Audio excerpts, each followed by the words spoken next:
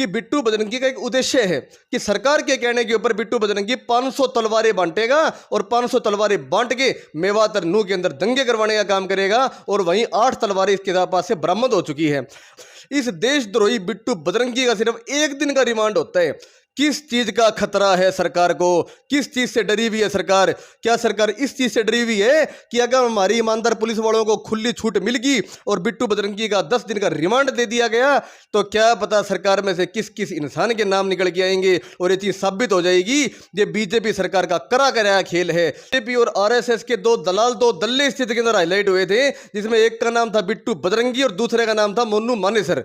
और दूसरा, आज तो जो चीज हमने कही थी उसमें कोई प्रत्यक्ष को प्रमाण की जरूरत ही नहीं रही। अब एक चीज देखो, इस बिट्टू बजरंगी को अभी जो फरीदाबाद से गिरफ्तार किया गया है, इसके गिरफ्तार करने के बाद इसके पास से 8 तलवारें बरामद हुई है। 8 तलवारें। अगर ये वहां पे एक कलश यात्रा निकालने जा रहे थे तो एक पूजा के स्थान पे इनके पास तलवारों का क्या काम? दूसरी बात, फरीदाबाद से जो एक पप्पू नाम का आदमी है जो कि बिट्टू बजरंगी का पुराना साथी रहा है, उसने कई दिन पहले हमारे ईमानदार पत्रकार छायाकार बंधुओं के सामने आके एक बात कही थी, बिट्टू बजरंगी में खुश मत हो कि बिट्टू बजरंगी पकड़ लिया, जेल के अंदर कर दिया, बात खत्म होगी। सांप को मत मारो, सांप की माँ को मारो, क्योंकि सांप पैदा करने का काम सांप की माँ करती है। तो संपोल्ले हैं, सांप भी नहीं है ये। नमस्कार, मैं आपका साथी सतेंद्र सिसाई।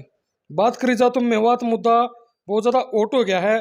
पूरा देश में विदेश तक उसकी चर्चा होने लग रही है। लगातार देखा तो 31 जुलाई ने जो घटना मेवात के अंदर घटा है, उसके बाद में अलग अलग जगह पर यात्राएं काटी गई, जहाँ कहीं ना कहीं जो हिंदुओं और मुसलमानों के बीच में एक अंतर पैदा करने की कोशिश करी गई। और आप और हम लगातार देखने लग रहे हैं जब से लेके अभी तक क्या कुछ घटनाएं निकल के हुई हैं। उसी बीच में बात करी जाओ तो उस मुद्दे में 2 नाम बहुत ज़्यादा हाईलाइट हुए थे, बजरंगी यानी बिट्टू बजरंगी का वहाँ, और दूसरी बात करा तो मोनू मानेसर। उसने लेके हम मौजूद हैं। भाई साहब हमारे गल हैं। नमस्कार भाई साहब। सतेंद्र जी नमस्कार, और सभी दर्शकों को मेरा नमस्कार। और इस चीज़ के अंदर थोड़ा गलत बोल गए कि 2 नाम हाईलाइट हुई हैं, मोनू मानेसर और बिट्टू बजरंगी। हमें इस चीज़ में ये कहना चाहिए कि बीजेपी और आरएसएस के 2 दलाल 2 दल्ले स्थिति के अंदर हाईलाइट हुए थे, जिसमें एक का नाम था बिट्टू बजरंगी और दूसरे का नाम था मोनू मानेसर। और दूसरा, आज तो जो चीज हमने कही थी उसमें कोई प्रत्यक्ष को प्रमाण की जरूरत ही नहीं रही। अब एक चीज देखो, इस बिट्टू बजरंगी को अभी जो फरीदाबाद से गिरफ्तार किया गया है, इसके गिरफ्तार करने के बाद इसके पास से 8 तलवारें बरामद हुई है। 8 तलवारें। अगर ये वहां पे एक कलश यात्रा निकालने जा रहे थे तो एक पूजा के स्थान पे इनके पास तलवारों का क्या काम? दूसरी बात, फरीदाबाद से जो एक पप्पू नाम का आदमी है जो कि बिट्टू बजरंगी का पुराना साथी रहा है, उसने कई दिन पहले हमारे ईमानदार पत्रकार छायाकार बंधुओं के सामने आके एक बात कही थी कि बिट्टू बजरंगी का एक उद्देश्य है कि सरकार के कहने के ऊपर बिट्टू बजरंगी 500 तलवारें बांटेगा और 500 तलवारें बांट के मेवात और नूह के अंदर दंगे करवाने का काम करेगा। और वहीं 8 तलवारें इसके पास से बरामद हो चुकी है। और मैं इस चीज के अंदर एक बड़ी बात कहना चाहता हूं कि जैसे कि सबसे पहले तो ये चप्पल तो अपनी उठा के लाए थे, नहीं लाए थे, बिट्टू बजरंगी अपनी लुंगी उठा लाए, जो हम पे अपने लुंगी छोड़ के भागा है ना, ये पुलिस वालों ने पकड़ा है। और दूसरी बात है, हमारे देश में अगर किसी चोर को भी पुलिस पकड़ लेती है ना, तो हमने ये देखा है उसका भी 15-15 दिन का रिमांड होता है और ये पता किया जाता है किसके कहने पे वो चोरी करता था, आज तक कहाँ उसने चोरी करी और क्या क्या दंगे फसाद उस आदमी ने करे। एक देशद्रोही आदमी, मैं उसको देशद्रोही की संख्या दूंगा, चाहे कोई मुसलमान में हो चाहे हिंदू के अंदर हो। और वो आदमी अगर हमारे देश में धर्म के नाम पे उकसा के हमारे दोनों भाइयों को, जो हमारे दोनों हाथ लड़ाने की कोशिश करेगा, तो वो एक दंगई है, एक आतंकवादी, एक देशद्रोही है। इस देशद्रोही बिट्टू बजरंगी का सिर्फ 1 दिन का रिमांड होता है। किस चीज का खतरा है सरकार को, किस चीज से डरी हुई है सरकार? क्या सरकार इस चीज से डरी हुई है कि अगर हमारी ईमानदार पुलिस वालों को खुली छूट मिल गई और बिट्टू बजरंगी का 10 दिन का रिमांड दे दिया गया तो क्या पता सरकार में से किस किस इंसान के नाम निकल के आएंगे और ये चीज साबित हो जाएगी ये बीजेपी सरकार का करा कराया खेल है। जैसे इसी बीजेपी सरकार ने राजकुमार सैनी को एक मोहरा बना के जाट और नॉन जाट के दंगे करवाए थे ना, और बाद में अपना मकसद पूरा होने के बाद उस राजकुमार सैनी के ठोकर मार दी, वैसे ही आज बिट्टू बजरंगी जैसों को, दलालों को मोहरा बना के सरकार ने हिंदू और मुसलमान के दंगे कराने की कोशिश करी है। एक तीर से 2 निशाने लगाने की कोशिश करी है। एक निशाना लगेगा हरियाणा के अंदर, जहां कभी आज तक हरियाणा बसने के बाद हिंदू और मुसलमानों की कभी लड़ाई नहीं हुई, कभी दंगा नहीं हुआ, और बल्कि हमारे मेवात में तो 80% हमारे मुसलमान भाई रहते हैं, फिर भी हमें कभी सुनने को नहीं आया कि यहाँ पे हिंदू और मुसलमानों का दंगा हुआ हो। और दूसरा तीर लगेगा राजस्थान के अंदर, जो इसी साल दिसंबर के अंदर राजस्थान में चुनाव है, और मेवात सबसे पास पड़ने वाला एरिया है राजस्थान के, 19% मुसलमानों की आबादी है। तो इस चीज के अंदर साबित हो चुकी है। और एक मैं तो बड़ा एक मखौल करता हूं इस चीज के ऊपर, सरकार का बयान आता है विश्व हिंदू परिषद के माध्यम से, बजरंग दल के माध्यम से और आरएसएस के माध्यम से, बोला हमारा बिट्टू बजरंगी से कोई भी वास्ता नहीं है, अब नहीं जानते। बड़ा एक हास्यास्पद बात है ये, बोला बहुत है चोर बजावे और चोर बहू के भाई है। बिट्टू बजरंगी पे फोकस करा जा रहा है सारा का सारा कि 8 तलवारें बरामद होगी, उसको बोरा बना दिया। लेकिन मैं ये चाहता हूं जनता समझे इस चीज को, युवा समझे इस चीज को।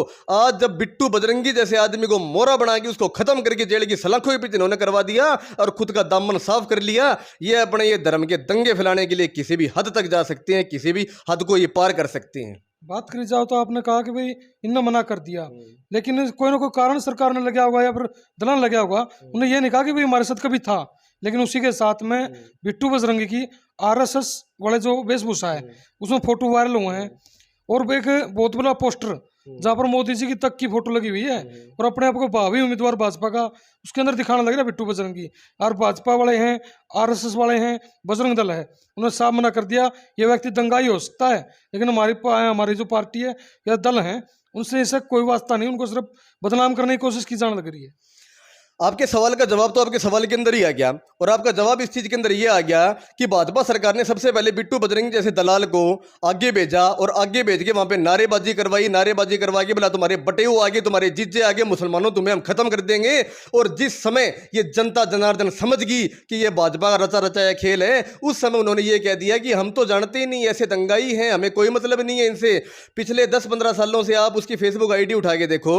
और दूसरा एक चैनल है जो हिंदुत्व वॉच नाम से चैनल है, उन्होंने भी इस चीज का दावा कराया है। जो उन्होंने ये बात कही है, बोला बिट्टू बजरंगी शुरू से बजरंग दल का आदमी था, और बजरंग दल के कहने के ऊपर इसने कई बार दंगे करवा लिए, कई बार फसाद करवा लिए, कई बार हिंदू मुसलमान इसने मरवा दिए।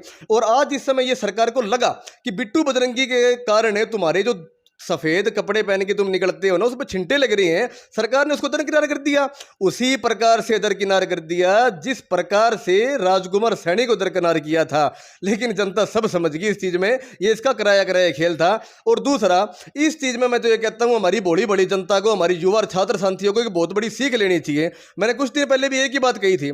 आज हमें कोई भी कहते हैं आज हमारी गौ माता खतरे के अंदर है, आज हमारा धर्म खतरे के अंदर है, आज हम खतरे के अंदर हैं, उससे पहले आप उससे एक सवाल क्यों नहीं पूछते? आप उससे ये क्यों नहीं पूछते सबसे पहले नरेंद्र मोदी का 1 साल का 2 करोड़ का रोजगार का वादा कहां गया? उससे पहले हमारी शिक्षा नीति में जो बड़े बड़े वादे हुए थे वो वादे कहां गए? उससे पहले जो हमारे संविधान की धज्जियां उड़ा दी बीजेपी सरकार ने पिछले 8 साल के अंदर, वो हमारे संविधान की पुरानी वेशभूषा कहां गई? उससे पहले जो हमारे स्वास्थ्य के साथ खिलवाड़ हुआ है, कहीं कोई मशीनें नहीं है, कहीं कोई वेंटिलेटर नहीं, सिर्फ एक हिंदू खतरे के अंदर है। आज बिट्टू बजरंगी ने दंगे करे और बाद में बिट्टू बजरंगी जिस टाइम फंस गया तो फंसने के बाद ये बोले हमें तो इससे कोई वास्ता ही नहीं है। कल को और भी हमारे जो भोले भाले युवा इनके साथ फंसे हुए हैं ना, और कल को उनके हाथ से कोई गलत काम ये करवा देंगे, उनको भी ये जेलों के अंदर मरवाएंगे और बाद में ये कहेंगे हमारा इनसे कोई भी वास्ता नहीं है। इसके पीछे भाजपा सरकार है, आरएसएस है, बजरंग दल है। दूसरी बात बीजेपी सरकार का करा कराया खेल है। और मैं इस चीज के अंदर आपके माध्यम से एक सीबीआई की इंक्वायरी की भी मांग करता हूं, ताकि इस चीज के अंदर बाद में पता लगे कि बीजेपी का भी कौन कौन से बड़े नेता इस चीज के अंदर शामिल है जो हिंदू मुसलमान के दंगे करवा रहे थे, कौन आरएसएस के वो लोग शामिल है, कौन बजरंग दल, विश्व हिंदू परिषद और हिंदू महासभा के लोग शामिल है, ताकि जनता इनका मुखौटा उतारे और समझे इन्होंने आज तक क्या क्या हमारे देश के साथ किया है। देखा जाओ तो जहाँ पर से बता रहे मेवात के अंदर जिन जगह से पत्थर बरसाए गए, ये तो सच है कि बरसाए गए थे, लेकिन वहाँ पर जो होटल थे, घर थे, मकान थे, सरकार ने उसको तोड़वा दिया। उसी जगह देखी जाओ तो जो मोनो मानेसर का नाम आने लग रहा था, बजरंग जो बिट्टू बजरंगी इनका नाम आने लग रहा था, लेकिन उनके घर नहीं तोड़े गए। मेवात के अंदर बहुत सारे मकान तोड़ दिए गए। उन बड़े बड़े लोगों का घर तोड़वाने की बड़ी भलाई, तुमने मोनू मानेसर का घर क्यों नहीं तोड़ा भाई? तुमने बिट्टू बजरंगी का घर क्यों नहीं तोड़ा? तुमने जो बीजेपी के लोगों ने दंगे करवाए हैं उनके घर क्यों नहीं तोड़े? वहां पे बुलडोजर क्यों नहीं चलवाए? तुमने राजकुमार सैनी जो जातिवाद की बात करते थे पहले इनके कहने के ऊपर, उसका घर क्यों नहीं तोड़ा? इसका मतलब यही है, एक साफ स्पष्ट तौर के ऊपर है कि वो लोग जिन्हें पत्थरबाजी करी थी ना, इसमें भी एक बहुत बड़ा संदेह उत्पन्न होता है।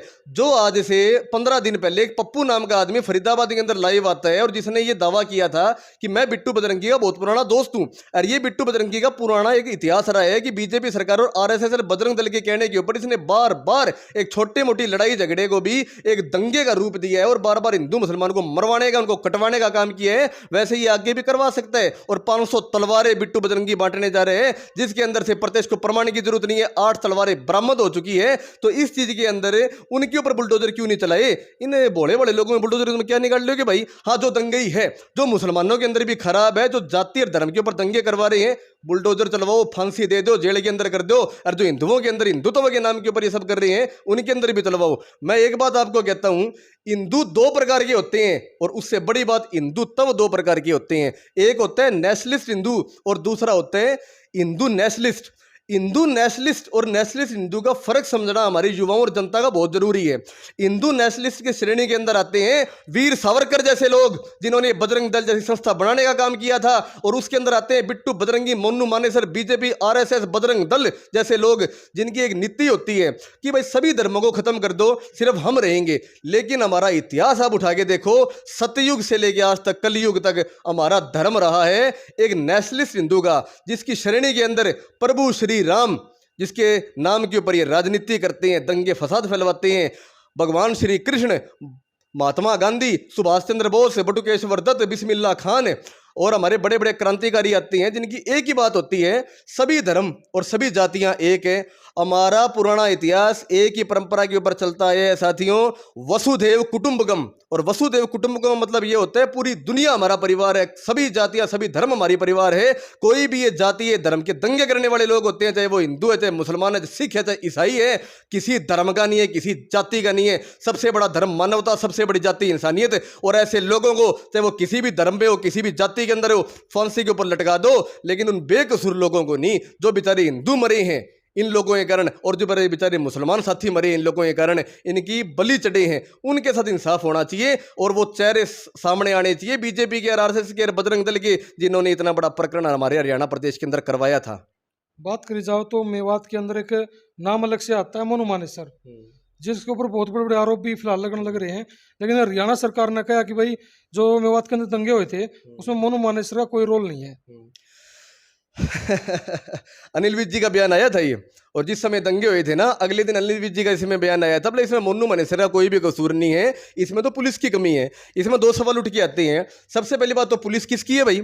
ये कोई दिल्ली तो है नहीं कि सेंटर के अधीन पुलिस आती है, पुलिस तो तुम्हारे हाथ के अंदर ही है। तो तुमने पुलिस को उस समय खुली पावर क्यों नहीं दी कि जब मोनू मानेसर ने 30 तारीख को अपनी वीडियो वायरल कर दी थी, और वीडियो वायरल करके मोनू मानेसर ने कह दिया था हम वहां पे जाएंगे, हम यात्रा निकालेंगे, हम ये कर लेंगे, हम वो कर लेंगे, हम तो मार डालेंगे सबको, उसी टाइम पुलिस वालों को सतर्क क्यों नहीं किया? इस दंगे को रोका क्यों नहीं? इसलिए नहीं रोका क्योंकि उस समय अगर तुम इसको रोक देते, धर्म के दंगे कहां से होते? और जिस समय धर्म के दंगे हो गए, आज तुमने वहां पे पुलिस वाले लगा दिए। क्यों? क्योंकि वहां पे शांत माहौल है। तुम ये चीज चाहते हो कि आज वहां शांत माहौल के अंदर जो पुलिस वाले, जैसे गोधरा कांड के बाद गुजरात के अंदर लगाए थे ना एक एक मुसलमान के ऊपर धर्म के दंगे फैलवाने के लिए, वैसे तुमने आज लगवा दिए दोबारा धर्म के दंगे करवाने के लिए।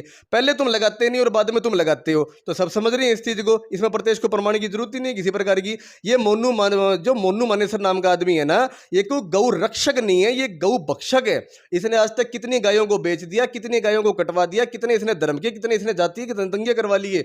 और मैं कहता हूं इनके साथ में सिर्फ एक सरकारी बाधा में, सरकारी काम में बाधा पहुंचाने का मुकदमा नहीं, इनके ऊपर एक देशद्रोह का मुकदमा लगना चाहिए। क्योंकि 2 धर्मों की लड़ाई करवा के, 2 धर्मों का भाईचारा बिगड़वा के इन्होंने धर्म के दंगे करवाने का काम करे हैं। ये यात्रा वहां पिछले 5 साल से निकले जा रही है, और मैं बड़े गर्व और अभिमान से एक बात कह सकता हूं, इस कलश यात्रा के अंदर इन मुसलमानों के साथ, हिंदुओं के साथ हमारे मुसलमान भाई जलाभिषेक करने का काम करते हैं। और जो ये रोजे रखते हैं ना, तो हमारे हिंदू भाई मुसलमानों के साथ रोजे रखने का काम करते हैं। देखो मैं एक बड़ी बात कहता हूं आपको, और आप सभी इस चीज को बड़े ध्यान से, बड़े गौर से सोचना।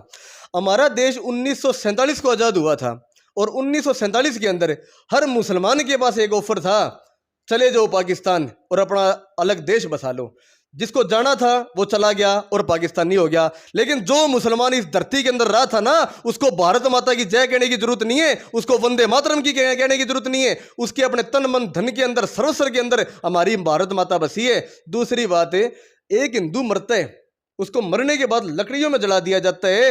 एक मुसलमान मरने के बाद भी हमारे भारत माता की 2 गज जमीन को चूम के इस भारत माता की जय कहने का काम करता है। सबसे बड़ा धर्म मानवता, सबसे बड़ी जाति इंसानियत, इससे बड़ा कोई धर्म नहीं है, कोई जाति नहीं है। इससे फालतू तुम्हें क्या सबूत चाहिए उनके, हमारे इस भारत माता के खुद के और होने के? वो हमारे हैं और हम उनके हैं। बहुत इनकी बातों में आ लिया, आगे इनकी बातों में हम नहीं आएंगे। जी धन्यवाद।